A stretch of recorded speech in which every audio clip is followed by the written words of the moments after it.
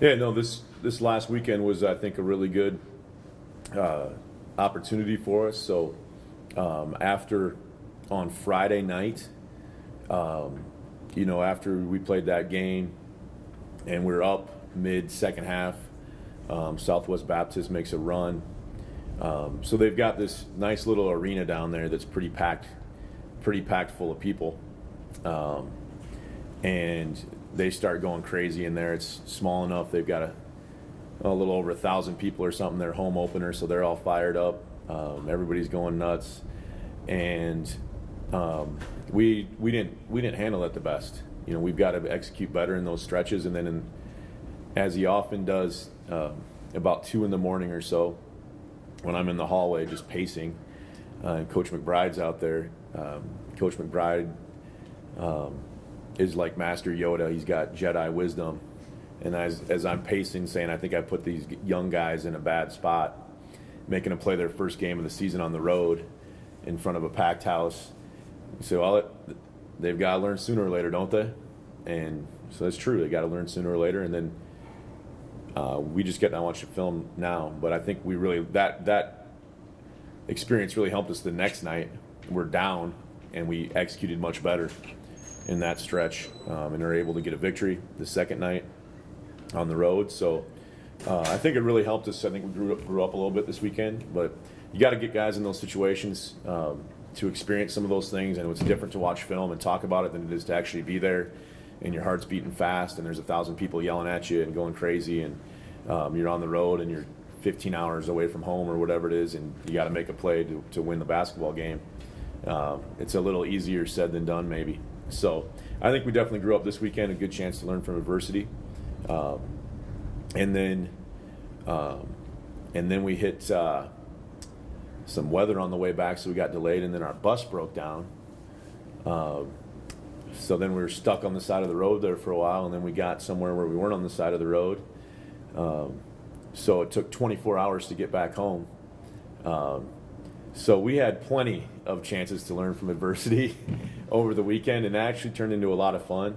But being on a bus for literally 24 hours is one of the parts of college athletics that a lot of people don't get to experience, and it makes it a challenge. But it also, usually when you talk to guys a few years later, that's where some of the best stories come up. And I'm sure some of our guys will be talking about some things that happened over the weekend 10 years from now when they're getting back together. In your first win of the season over Lincoln, you had 4 guys in double digits, David with 23, along with Cody, Max, and Dorian. Is that the expected production that you guys need to have in order to win a lot of games this year? Yeah, I mean, the thing that we're pounding in with our guys is there is no expectation other than making the right play. So I know it, again, I sit up here a lot of the time and I say this coach talk stuff, but if you can get your team to understand that if you get 20 good shots, you take 20 good shots, and if you get 0 good shots, you take 0 good shots, no matter who you are, then you're on the path to having a pretty good team. And that is really easy to say and really hard to do for most teams. But I think everybody that we play is going to try to take away something. And if they want to take away 3-point shooters and spread it out, then we have some guys inside or off dribble penetration that can hurt you. And if they want to pack it in and take away that, then we have some guys that can hurt you from the outside. So just being tough enough to execute what you're supposed to do and how you're supposed to read the D, and how we're trying to attack each team. That's the growth of a team, is understanding the game plan and understand what the defense is taking you. So that's one of the biggest challenges, I think, actually, with a young team, is getting them to realize that. And if David's going to average 20, he's not going to score 20 points every night. He's going to have somewhere he scores 30, and he might have somewhere he scores 2. Or if you're going to average 10, you're not going to score 10 every night. Sometimes you're going to have 20, and sometimes you're going to have 0. You just have to understand that whatever they want to take away, there's other options, and we have enough good players to take advantage of those options. So that's the biggest growth probably that we're looking for right now, is just guys getting to understand that. And if it's one of those nights where you're getting a lot of great shots, then lock in and do the other things as well. And if it's one of those days where you're not getting any shots, then lock in and be great at those other things on that night too, and do the little things that really win games and not really worry about the offensive side of the basketball. Were you pleasantly surprised by Keeb's offensive production, given that he's been kind of limited? Yeah, I mean, I think the biggest thing with him is just getting him healthy, and he's been really limited for the first 3 weeks of practice, and then last week he was able to go a little bit more, and we got him out there in our final scrimmage for about 10 minutes, and just our training staff's done a good job of getting him healthy and keeping him in condition while he's been injured, and we have a few guys early that have missed a lot of practice time, so with him being our only senior that played over the whole weekend, I was happy that, especially the second game, he was really played well. Shot it at a high percentage. We got him the ball in good spots. Our guys did a good job of executing that part of the game. So I thought, especially the second game, he played really well. But the big thing is just we really got him out there for the first time this weekend, I guess. So it was good to see him being able to play 30 minutes roughly both games. And like I said, we'll worry about him getting good shots and production, from game to game. What was the message to the guys at halftime of the Lincoln game that led to kind of like the takeover that you had in the second half, and what do you want to see out of that performance going forward? Yeah, just trust what our game plan is, and in speaking to the coach from Southwest Baptist who was watching our game afterwards. They did a really nice job of hosting a quality tournament. They had four girls teams there and 4 men's teams, and the women's basketball was really good as well. So they did a nice job. But just in thanking him for having us down there, he kind of had said at halftime, I thought, or the first half, they hit a lot of really tough shots, and that's part of basketball too. You can guard really well, and a guy can still make a shot. And just understanding that you don't have to do anything different. Just continue to make them make tough shots, and sooner or later they'll start missing those shots. And if we get good shots, sooner or later we'll start making them. So we didn't have to change a whole lot other than making sure that we were tough enough to keep doing our job. And I thought we really were. We changed just some minor things, but we kept getting the ball to the paint off ball reversals and had a lot of success that way. And then defensively, we really contested everything, and they only scored 27 points, I believe it was, the second half. So we really got them slowed down.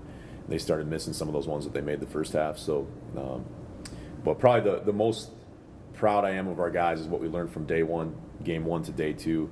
And game 2 is just continuing to work for good shots and continuing to get that ball moving until we had a great one. And then down the stretch, last 4 minutes, we really outscored them and got much, much better shots more consistently than what they were able to get. Already covered like the team bonding aspect of these trips. So what off the court can you guys really enjoy when you go down to the Puerto Rico showcase that you have coming up? Yeah, and just in speaking to some people when we were down in Missouri, it's kind of fun to get away a little bit and just spend time with your teammates. Whether it's that trip and whether it's broke down on the bus or whether it's another road trip, we got a big one coming up next week, as you said. And when we get down there, I haven't made an itinerary yet because we got 2 home games the next 2 days. But we'll definitely do something educational. We would try to do something historical anytime we're out of our area, and do kind of an educational thing with our guys, and then do a couple team bonding things. I'll probably play a few jokes on them, practical jokes on our guys. So we'll see what those will be. But you got to keep them guessing what's going on. You got to have a little fun. So hopefully we'll start the fun by playing well tomorrow night and Wednesday night. And you guys are always trying to get me to think too far ahead. Garrick was good at that too. But right now I'm thinking about practice at 2 o'clock and the game tomorrow. I mean, we go to Billings, will be another road game on Saturday, and playing in somebody else's building. So hopefully we'll learn from that. And then 3 games in 3 days in Puerto Rico, which is always a challenge to play 3 games in 3 days. So we're going to learn a lot. We got a lot of games in a short time with a young basketball team. So it should be fun, and we'll also learn a whole bunch about our basketball program. How do the minutes get affected when you go on a stretch like that? Good question. We'll probably, we usually try to plan out our minutes a little bit ahead of the games, try to script out some of the things.